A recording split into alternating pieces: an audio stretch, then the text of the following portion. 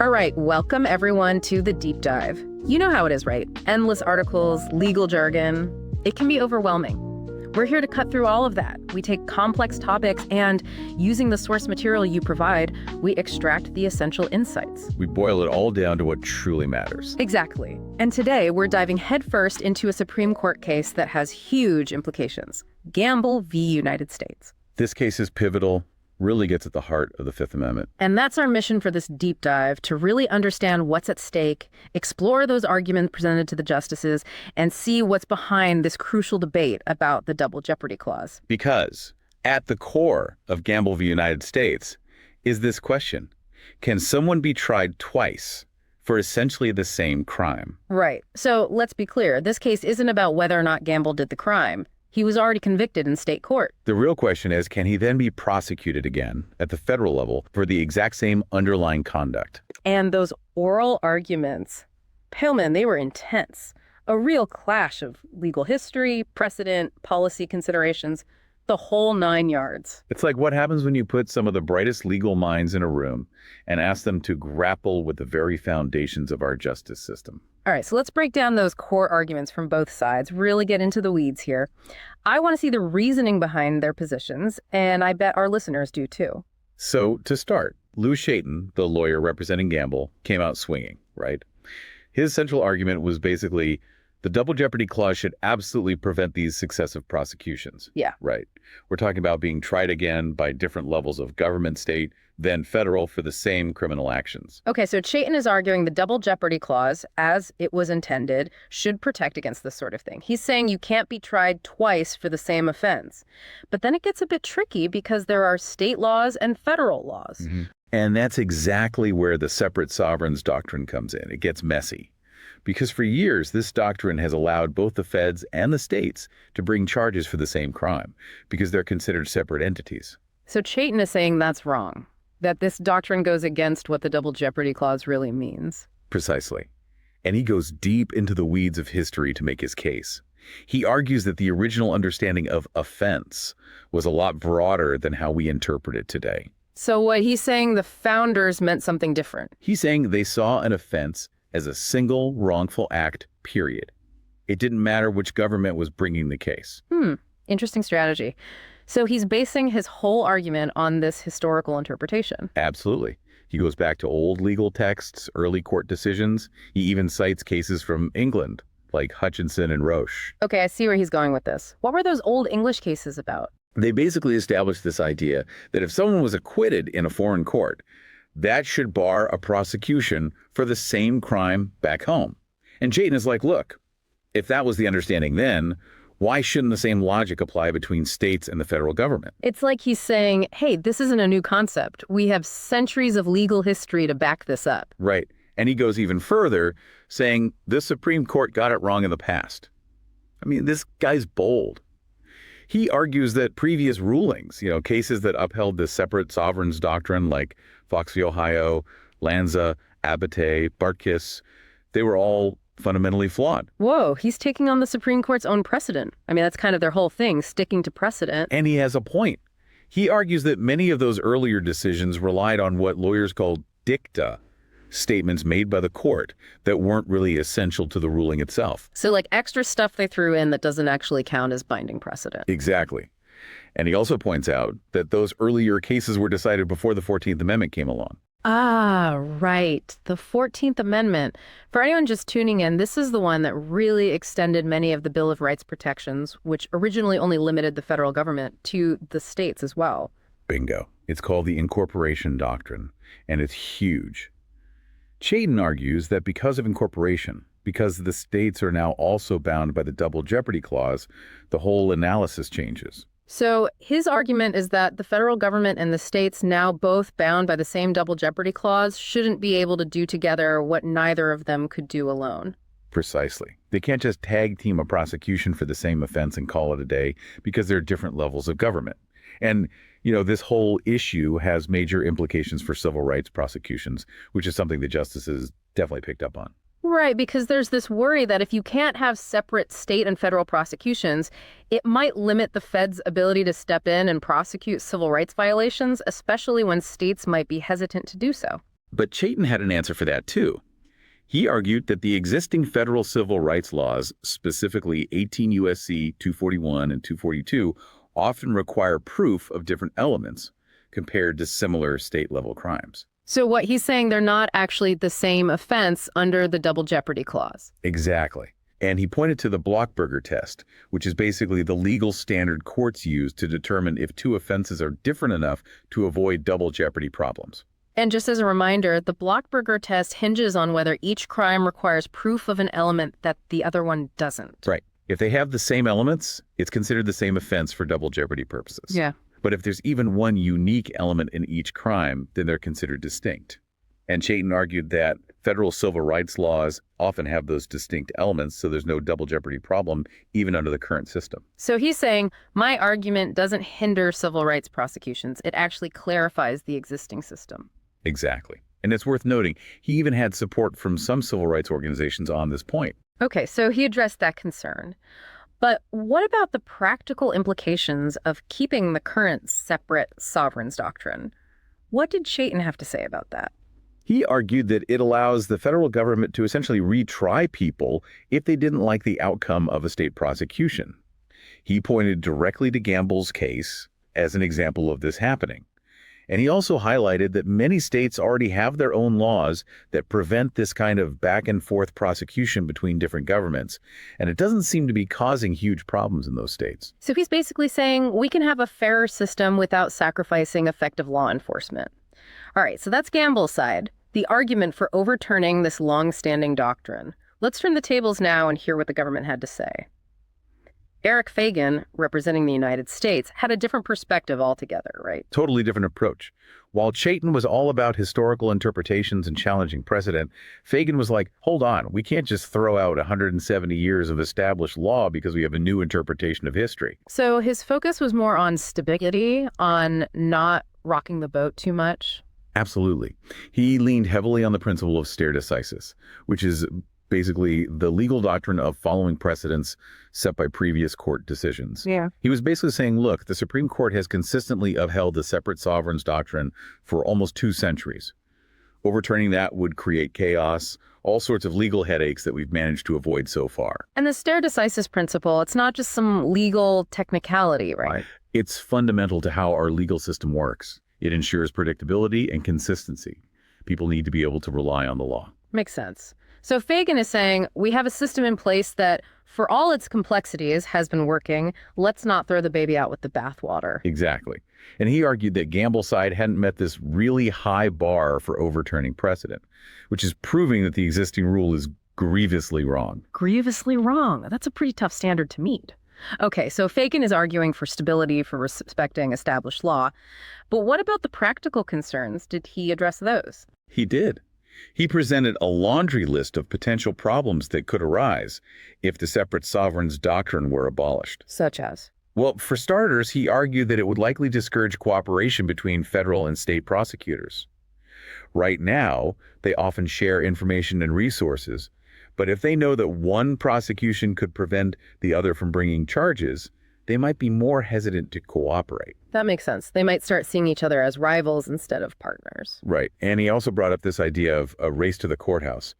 Basically, prosecutors might feel pressured to rush to file charges first to avoid being blocked by the other jurisdiction. So it could lead to hasty decisions, maybe even prosecutions that wouldn't have happened otherwise. That's the concern.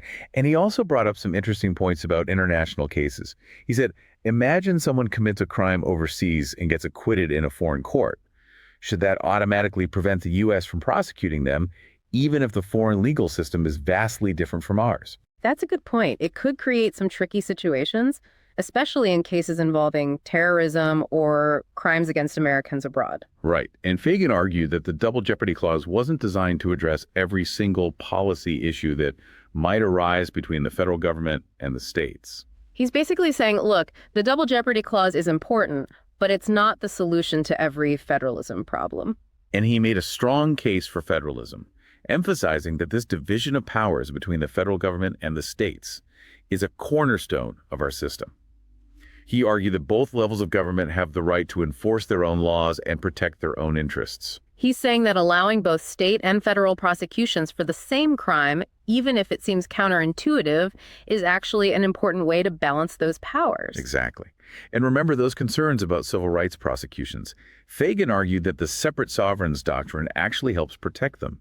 He pointed out that while some federal civil rights cases might involve similar conduct to state-level crimes like murder, the federal charges often include additional elements.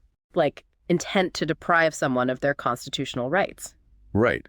So he argued that overturning the separate sovereigns doctrine could actually make it harder to bring those kinds of cases because it could create double jeopardy problems where they don't currently exist. So he's turning the argument on its head, saying, look, this doctrine actually strengthens our ability to protect civil rights, not weakens it. Exactly.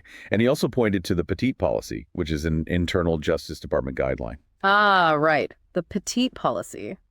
Just to remind everyone, this is a way for the DOJ to limit its own power when it comes to bringing successive prosecutions. Exactly. So under the Petite policy, federal prosecutors are generally discouraged from bringing charges if the federal interest has already been adequately served by a state-level prosecution. It's not a hard and fast rule, more of a guiding principle. But it shows that the government is aware of the potential for unfairness and tries to exercise restraint. Okay, so we've heard from Gamble's side arguing for overturning the separate sovereigns doctrine and from the federal government defending it.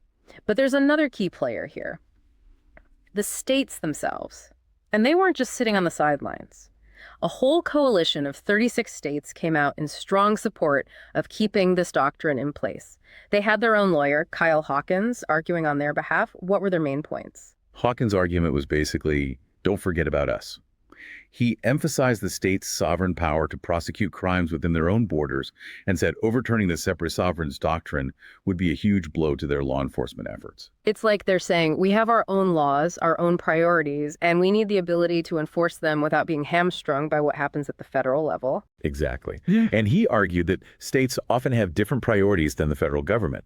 Different penalties for similar crimes, different ideas about how to handle certain types of cases. Yeah. He said, allowing one sovereign to essentially control the whole field could prevent a state from addressing its own unique concerns, especially if they disagree with how the other sovereign handled the case. Like if the feds cut a plea deal that the state felt was too lenient, the state would be out of luck. Exactly. And he brought up some specific examples that really drove this point home. What kind of examples? He talked about situations where a federal plea deal might prevent a state from prosecuting a really dangerous criminal for a more serious state offense. Or what if a state has a much tougher penalty for a certain crime, but the feds get there first and impose a lighter sentence? The state would be powerless to do anything about it. So they're really worried about being left with their hands tied, unable to protect their citizens in the way they see fit. Precisely. And they also made this point about how many states already have their own laws or policies in place to prevent excessive or unfair prosecutions. Right. So they're saying, we're already handling this issue responsibly at the state level. We don't need a blanket federal rule that could disrupt our existing systems. Exactly.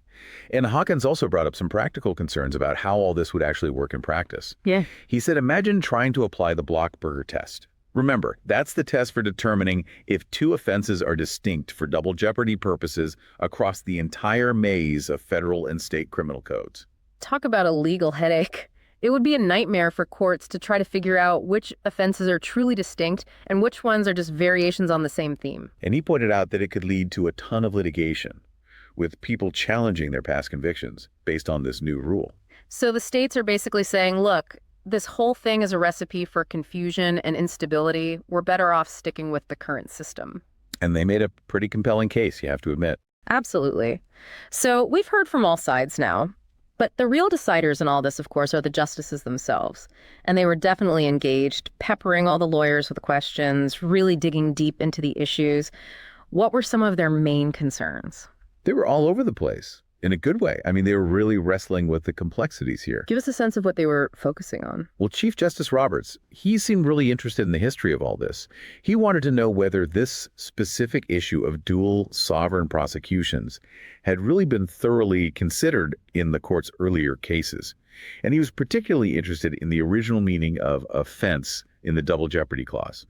So he's trying to figure out if the founders really intended to allow this kind of separate state and federal prosecution. Exactly. And then you had Justice Alito, who brought up some really interesting hypotheticals, like what happens if someone commits a crime overseas and is acquitted in a foreign court with a very different legal system? Should that prevent the U.S. from prosecuting them? That's a tough one. It gets to the heart of what we consider a fair trial and how much faith we have in other countries' justice systems. Right. And he also pushed back on some of Shaiten's historical arguments, asking for more concrete evidence to support his interpretation of the double jeopardy clause. He's not just taking things at face value. He wants to see the receipts, the hard historical proof. Exactly. Then you had Justice Breyer, who was really focused on the weight of precedent, that stare decisis principle we talked about. He seemed concerned about the implications of overturning such a long-standing doctrine and wanted to know how often these problematic successive prosecutions actually happen in practice. So he's not just thinking about the legal principles, he's also thinking about the real-world impact. How often does this actually come up, and is it really that big of a problem? Right. And then Justice Ginsburg, she raised some interesting points about federalism. She questioned whether it really makes sense to use federalism as a justification to expand the government's power to prosecute individuals. It's like she's saying, hold on, isn't federalism supposed to protect individual liberty and not limit it? Exactly.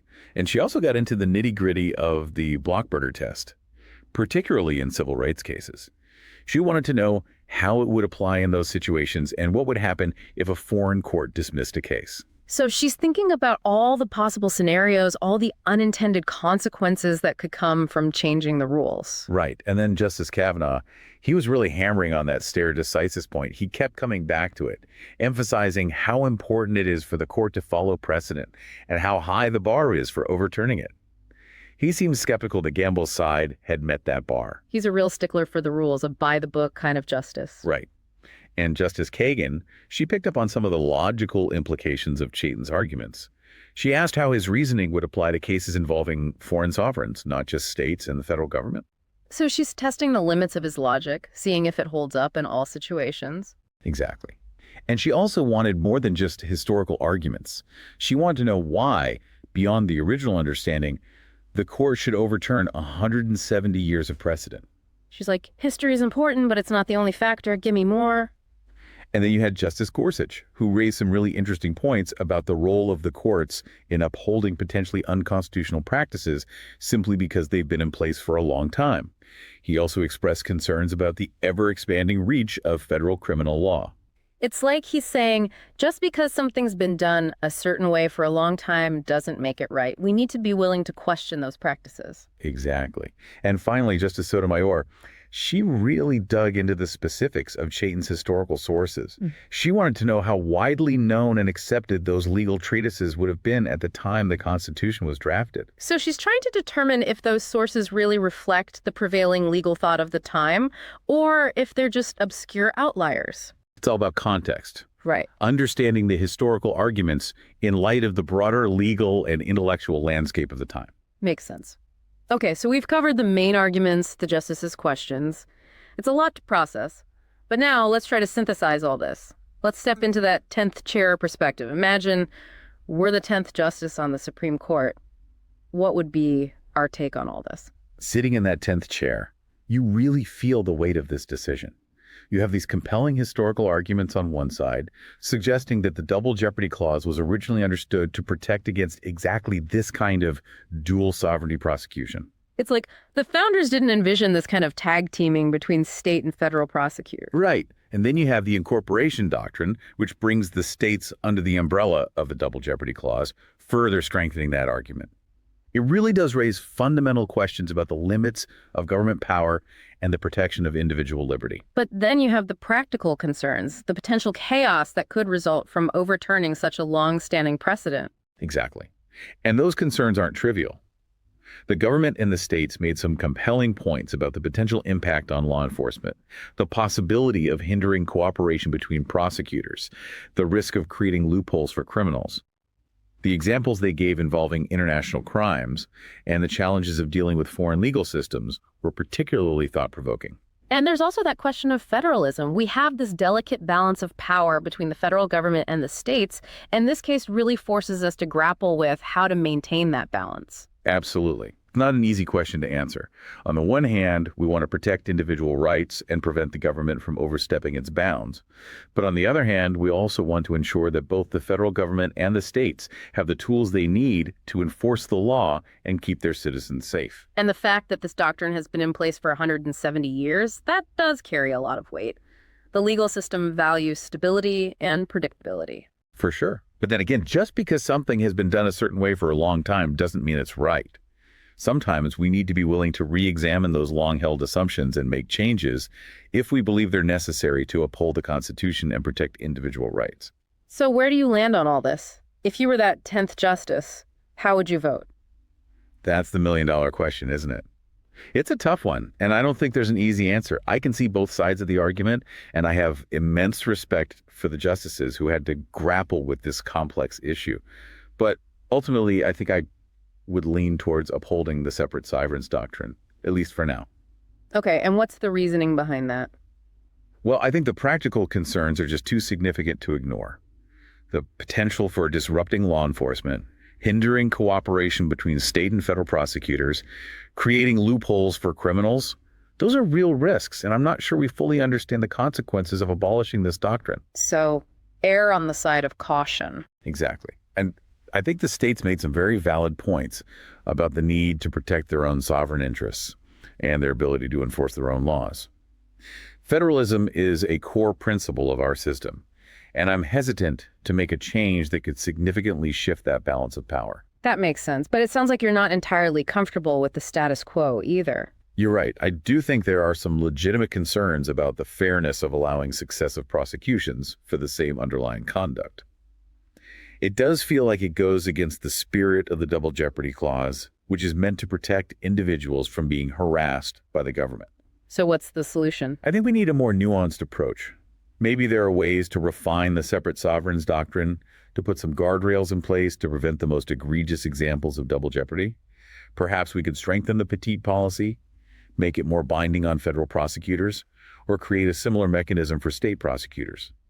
Maybe there are ways to give courts more discretion to dismiss successive prosecutions that they deem unfair or excessive. It's like finding that sweet spot where we can balance the legitimate interests of law enforcement with the fundamental rights of individuals. Exactly. And I think this conversation needs to continue. We need to keep talking about these issues, keep exploring the complexities of double jeopardy and dual sovereignty, and keep striving to find that balance. Well said. And that's the beauty of our system, right? It's constantly evolving, adapting to new challenges and interpretations. Exactly. It's a living document. And this case is just one chapter in that ongoing story. This deep dive into Gamble v. United States has been incredibly insightful. It really highlights the intricate workings of our legal system and the challenges of balancing competing interests in a complex world. It's a case that forces us to confront fundamental questions about fairness, justice, and the limits of government power. And those are questions that every informed citizen should be thinking about. So to our listeners, we encourage you to keep exploring these issues, read more about the case, consider the arguments, and form your own opinions. This is a conversation that matters, and it's one that we all need to be a part of.